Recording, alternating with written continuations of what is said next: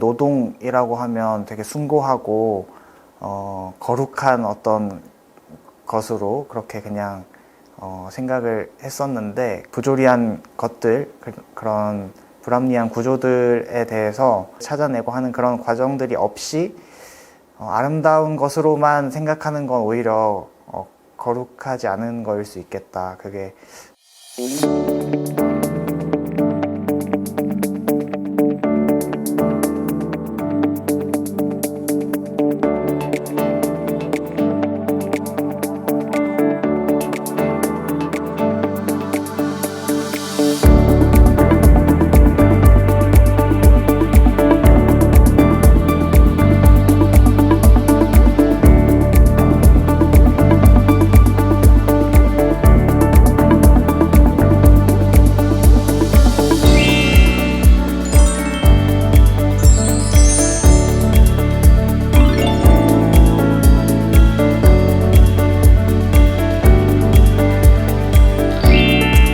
안녕하세요. 저는 장신대에서 신학 공부했고 지금은 뭐 하면서 살지 고민하고 있는 강인구라고 합니다. 네.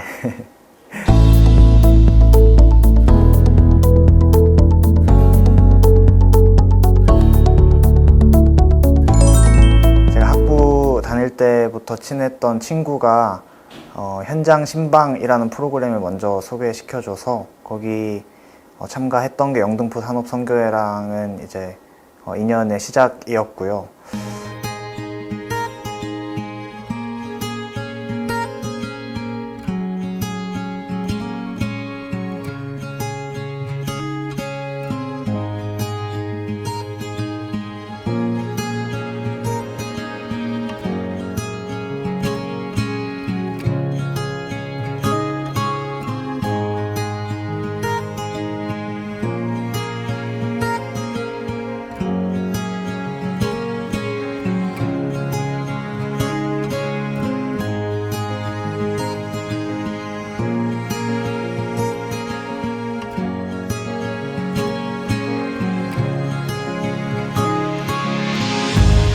제가 올해 신대원 다니던 거 1년 휴학하고 이 시간을 좀 유의미하게 보내기 위해서 참가하게 되었습니다.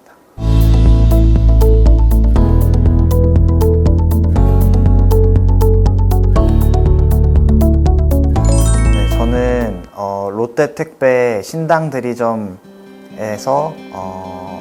그 물류를 하차하는 작업 그리고 분류하는 작업 등을 맡았고요. 그 작업이 한 2월부터 지난주까지였고 5월 말쯤에는 다른 일도 같이 병행했었는데요.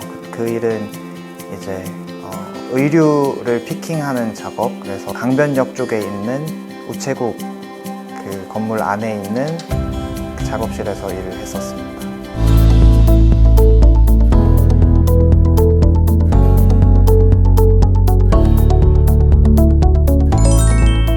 사실은 제가 20대 초반부터 계속 그 알바라는 형태의 노동을 해왔었는데요.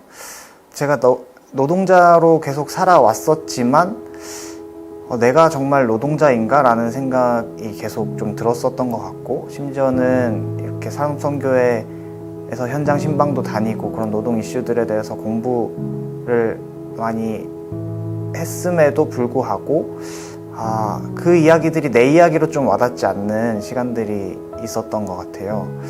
그래서 노동훈련에 참가하면서 그 사이에 어떤 간극들이 있는지 알아보고 싶은 것이 저의 큰 개인적인 과제였던 것 같고요.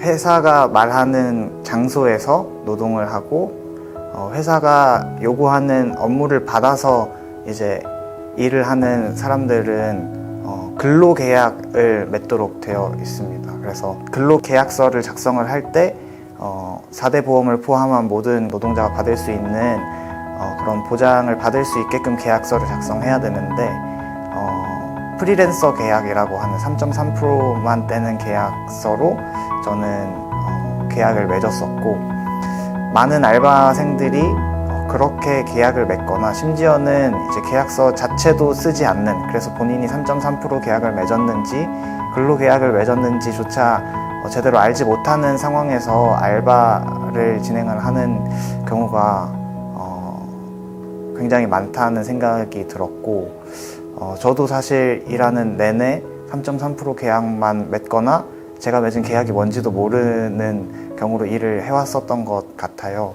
노동훈련을 진행을 하면서 보니까 그게 그냥 단순히 제 게으름이나 혹은 저의 어떤 무지함 때문이 아니라 알바들이 그렇게 본인 스스로 노동자임을 인식하기 어렵도록 만드는 사회적인 어떤 시스템, 구조들이 있다라는 걸 좀 확인을 할 수가 있었고, 그게 저에게는 가장 큰 수학이자 깨달음이 아니었나 생각이 듭니다.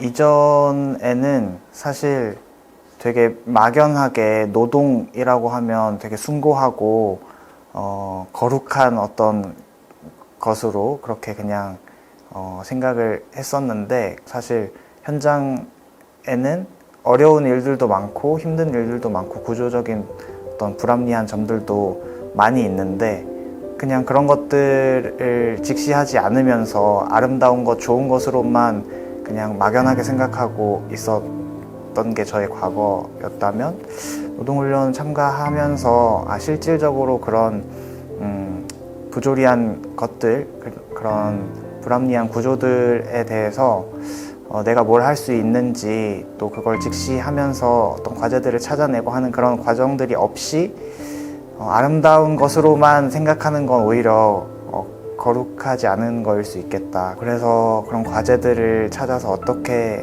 앞으로 해 나갈까, 그런 생각을 하게 된 게 또 큰 변화이지 않은가 싶습니다.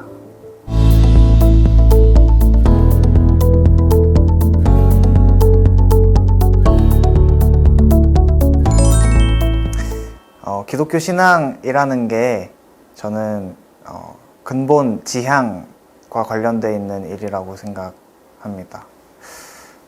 저는 하나님 나라를 꿈꾸는 삶이라는 게 완성된 하나님 나라가 온다는 걸 기다리면서 미래를 낙관할 수 있게 하는 힘, 그래서 현실이 어렵고 힘들더라도 버틸 수 있는 힘을 제공하기도 하고, 또 한편으로는 그 힘들고 어려운 현실을 변혁해 나갈 수 있는 힘을 그 신앙이 제공을 해주지 않나라고 생각을 합니다. 그래서 그 일을 하는 가운데 힘들고 또 어려운 일들이 많았지만 그 모든 과정들을 해나갈 수 있게끔 도움을 많이 줬다고 생각해요, 신앙이라는 게.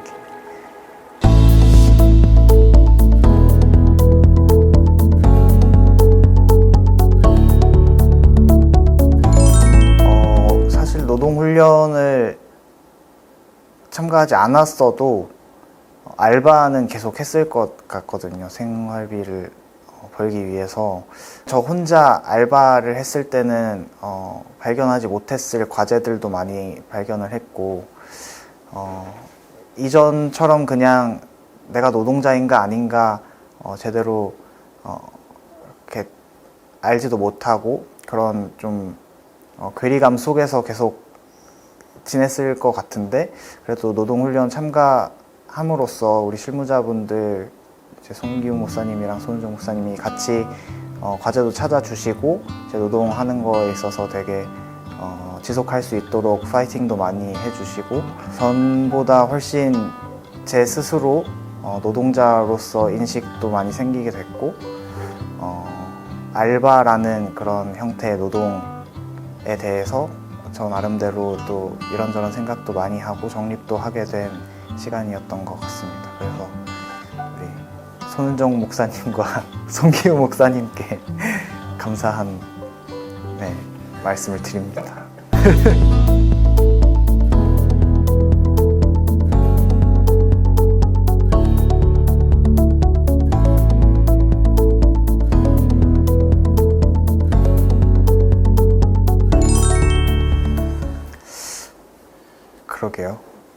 교회 노동, 교회 노동자라는 말 자체가 되게 어색한데,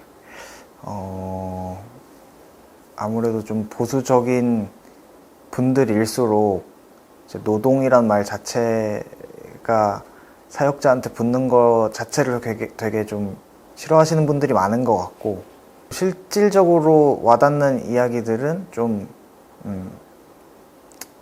계약서를 쓰지 않는 부분, 저기 새민족교회에서 쓰셨다고 기사가 난 걸 본 일은 있어도, 그냥 뭐 제 주변에 가까운 지인들이나 많은 동료 전도사님들이 뭐 계약서를 썼다거나 그런 내용 한 번도 들은 적이 없던 것 같아요.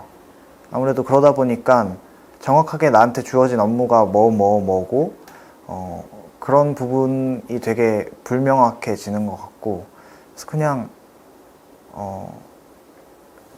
이거 있는데 뭐 이거 해야 되는데 할 사람 없네 하면 그냥 갑자기 제가요 이렇게 막 가서 하게 되는 그런 것들이 그냥 비일비재한 것 같고, 교회 노동자들은 어쩌면 알바보다 더 열악한 거일지도 모르겠다는 생각도 들기도 하네요. 급여도 사실 좀 적다는 생각이 많이 들기는 합니다. 네, 뭐 교육 전도사야 주말에만 오는데 그 정도면 괜찮은 거 아니냐라고 할 수 있지만, 사실 교회 가서 그 시간만 일하는 건 아니잖아요. 사역자들이 주중에도 뭐 프로그램 짜는 거 고민하고 설교 어떻게 해야 되는지 고민하고 준비하고 하는 시간들이 다 이제 포함이 되는 건데, 그리고 뭐 준전임, 전임 사역자가 되어도 사실 그렇게 높은 급여를 기대하기는 어려운, 그러니까 높은 급여까지는 아니더라도 좀 그 노동하는 강도나 그런 일하는 양에 비해서 조금 적게 받지 않나, 이런 생각이 좀 들기는 합니다. 네. 교회 노동자들 열악한 환경에서 일하고 있는 것 같다는 생각은 드네요. 네. 교역자의 급여는 개교회의 재정 규모와 형편에 따라 각기 다릅니다. 목회데이터 연구소가 2023년 5월에 실시한 조사에 따르면 전도사의 평균 월급은 108만 원, 담임 목사 261만 원, 부목사는 251만 원으로 집계됐습니다. 예장통합 교육전도사의 경우 일반적으로 적게는 월에 50만 원부터 많게는 120만 원 정도의 급여를 받습니다. 그러나 이는 어디까지나 교역자의 사례비를 지급할 수 있는 재정 형편을 갖춘 교회의 이야기일 뿐, 개척교회나 미자립교회 목회자와 교역자 중에는 사례비를 받지 못하는 이들도 많습니다.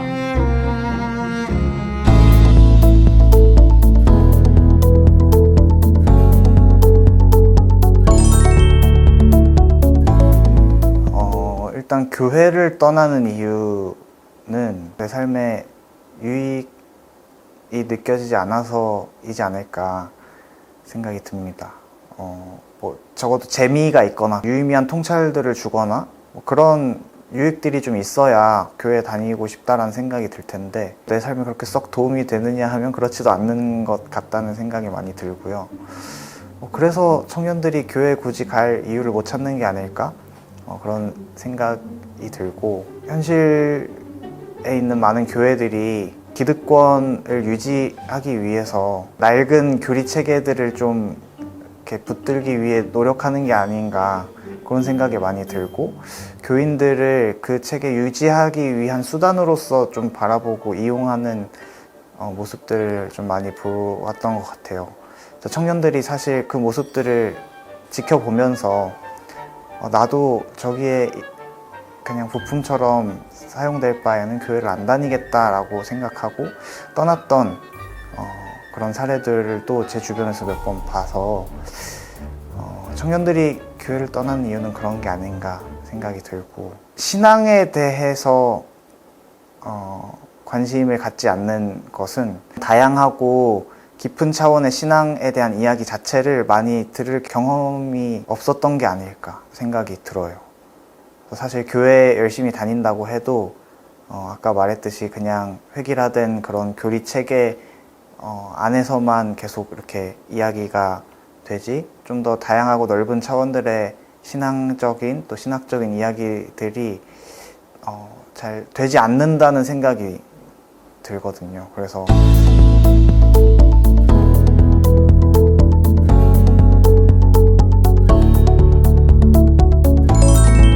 뭐 비율로 따지면 소수일 수는 있겠으나 그래도 꽤 많은 사람들이 진지한 고민을 가지고 신앙을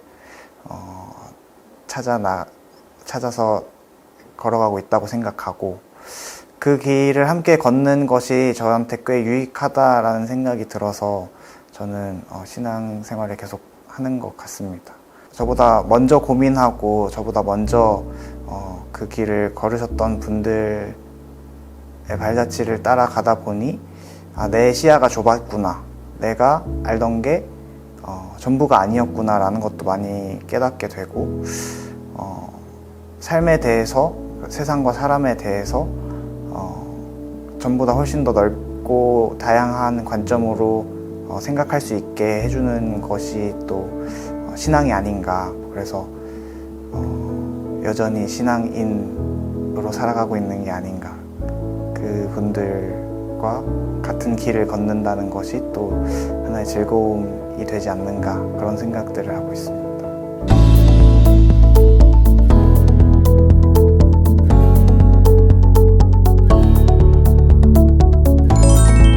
사실 신앙을 갖는다는 게 단순히 그냥 교회 다닌다라고 하는 거랑은 좀 다를 수 있다고 생각하거든요.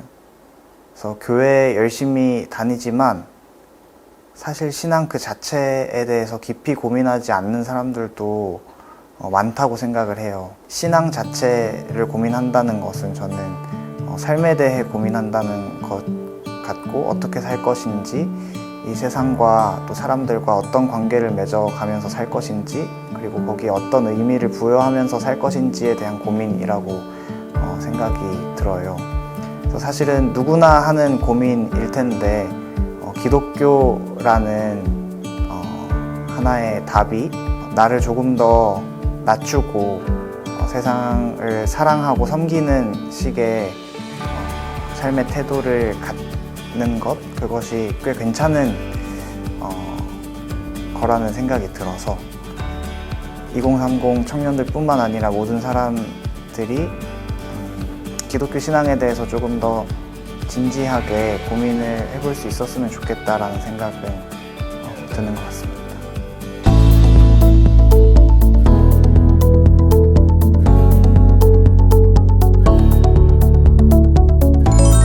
평화나무 구독해주시고 유튜브 봐주시는 분들은 그래도 나름 신앙에 대해서 고민하시는 분들이 아닐까 싶어요. 그 길을 함께 걷고 있는 사람들이 있다는 거, 함께 걸어가는 길이 또 기쁜 일이 될 수 있다는 걸 이야기하고 싶고, 혹여나 누군가가 이 길이 가는 게 너무 외롭고 혼자라고 느껴지는 분이 계시다면 혼자가 아니다. 그런 사람들이 꽤 많이 있고 함께 가고 있다라는 이야기를 하고 싶은 것 같습니다. 제3기 기독청년 노동훈련 수료증 훈련생 강인구님, 제3기 기독청년 노동훈련을 무사히 수료하신 것을 축하드립니다. 이 경험을 통해 강인구님이 가시는 인생의 여정 가운데 노동자의 삶과 그들이 매일 직면하는 도전을 기억해 주시기를 부탁드리고, 그리스도의 뜻을 따라 살아가는 길이 하나님의 성실한 노동과 함께 하시기를 기원합니다. 2024년 7월 1일 영등포 산업선교회